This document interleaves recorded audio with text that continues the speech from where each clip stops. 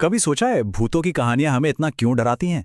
आज हम दो बहुत ही मशहूर डरावनी कहानियों के पीछे छिपे मनोविज्ञान की पड़ताल करने वाले हैं, ये देखने के लिए कि असल में ये कहानियां हमारे बारे में क्या बताती हैं। तो सवाल ये उठता है, क्या भूत की कहानियां वाकई सिर्फ डराने के लिए होती हैं?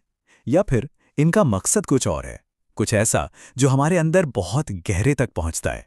असल में इन कहानियों में कुछ बहुत गहरा छिपा होता है। ये कहानियां हैं एक आईने की तरह जो हमारे समाज की सबसे गहरी चिंताओं और अनसुलझे अपराध बोध को साफ साफ दिखाती हैं। तो चलिए पहली कहानी से ही शुरू करते हैं। पहला मामला है एक भूत की आखिरी इच्छा। ये कहानी है नंदिनी नाम की एक इंजीनियर की, और एक ऐसी प्रेत बाधा की कहानी है जिसकी जड़ें जरा सोचिए, किसी नफरत या बदले में नहीं बल्कि बहुत गहरे प्यार में थीं। तो देखिए, नंदिनी एक युवा इंजीनियर थी जिसकी जिंदगी उम्मीदों से भरी हुई थी। नया नया करियर शुरू हुआ था, नई नई शादी हुई थी, सब कुछ बहुत अच्छा चल रहा था। लेकिन किस्मत को शायद कुछ और ही मंजूर था।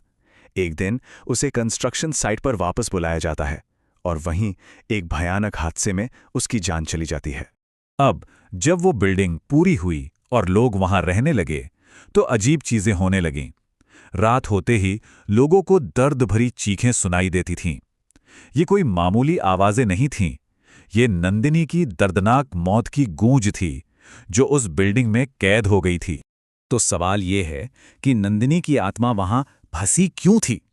यहीं पर अधूरी इच्छा का कॉन्सेप्ट आता है। ये एक बहुत गहरी मान्यता है कि अगर किसी इंसान की कोई बहुत मजबूत इच्छा, कोई ख्वाहिश पूरी नहीं हो पाती तो उसकी आत्मा को मुक्ति नहीं मिलती, वो यहीं इसी दुनिया में बंधी रह जाती है। तो फिर नंदिनी की अधूरी इच्छा क्या थी?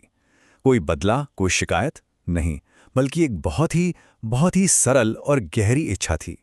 जब एक माध्यम के जरिए उसकी आत्मा से बात की गई तो उसने कहा, मैं अपने पति को अपने हाथों से खाना खिलाना चाहती थी। सोचिए, उसकी प्रेत बाधा नफरत से नहीं, प्यार से पैदा हुई थी।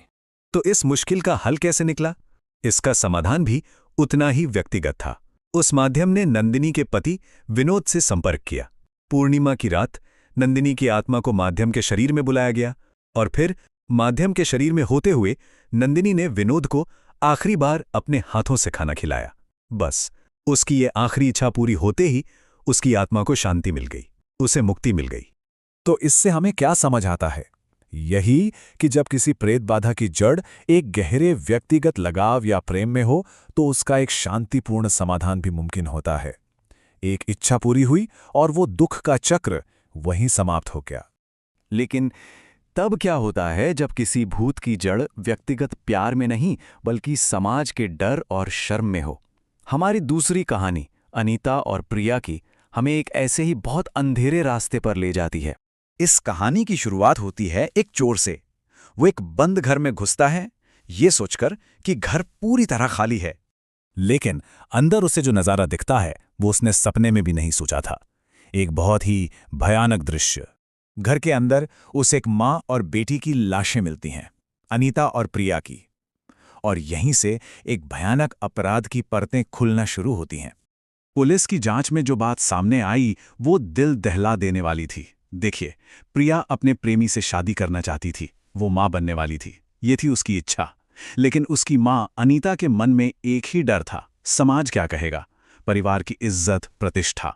तो यहां असली संघर्ष प्रिया और अनीता के बीच नहीं था, बल्कि प्रिया की इच्छा और समाज के डर के बीच था।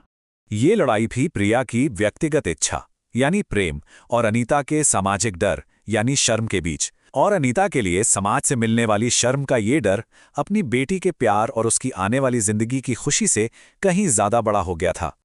और ये भयानक सच अनीता के अपने शब्दों में ही सामने आता है जब वो अपनी बेटी प्रिया से कहती है, इस परिवार की इज्जत मेरे लिए तुमसे ज्यादा जरूरी है, तुम्हें यह बच्चा गिराना होगा।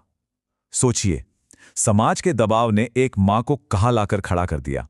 और इस घर की प्रेत बाधा वो नंदिनी की कहानी से बिल्कुल अलग है। यहां कोई आत्मा अपनी इच्छा पूरी करने के लिए नहीं भटक रही है, नहीं, बल्कि पुलिस को पता चलता है कि हर रात उस घर में उसी हत्या आत्महत्या का भयानक मंजर बार बार दोहराया जाता है। ये एक ऐसा गहरा सदमा है जो एक अनंत लूप में, एक चक्र में फंस कर रह गया है। तो चलिए अब इन दोनों कहानियों को एक साथ रखकर इनका विश्लेषण करते हैं। देखते हैं कि यह हमें प्रेत बाधा के मनोविज्ञान के बारे में आखिर सिखाती क्या है। इन दोनों कहानियों में जमीन आसमान का फर्क है और यही हमें बहुत कुछ बताता है। देखिए, एक तरफ नंदिनी की प्रेरणा थी व्यक्तिगत प्रेम, उसका लक्ष्य था अपनी एक अधूरी इच्छा पूरी करना और नतीजा मुक्ति। दूसरी तरफ अनीता और प्रिया की कहानी की जड़ थी सामाजिक शर्म और अपराधबोध। उनका कोई लक्ष्य नहीं है, वो बस एक भयानक सदमे को बार बार जी रही हैं और नतीजा एक कभी न खत्म होने वाला चक्र, क्योंकि सामाजिक शर्म का कोई आसान समाधान नहीं होता। तो आखिर ये भूत हमें बताते क्या है? इस पूरे विश्लेषण से हम क्या सीख सकते हैं?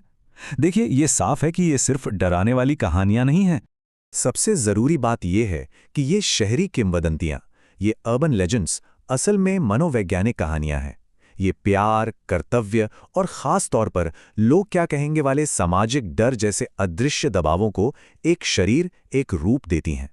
हमने देखा कि जब भूत व्यक्तिगत त्रासदी से जन्म लेता है, जैसे नंदिनी, तो उसे समाधान मिल सकता है। लेकिन जब भूत सामाजिक शर्म से पैदा होता है, तो वो एक अंतहीन चक्र में फंस जाता है।